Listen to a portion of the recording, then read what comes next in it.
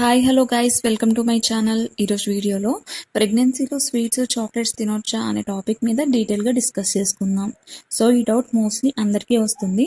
ప్రెగ్నెన్సీలో sweets chocolates తినొచ్చా, తింటే ఏమైనా అవుతుందా, బేబీకి మంచిదేనా అని చెప్పేసి ఇలాంటి డౌట్స్ చాలా వస్తాయి. సో మీకు స్వీట్స్ చాక్లెట్స్ తినాలి అనే క్రేవింగ్ ఉంటే మాత్రం తప్పకుండా తినండి. క్రేవింగ్ని ఎప్పుడూ కూడా ఆపకూడదు. అలా అని చెప్పేసి మరీ ఎక్కువగా తినకుండా లిమిటెడ్గా తింటే ఏం కాదు.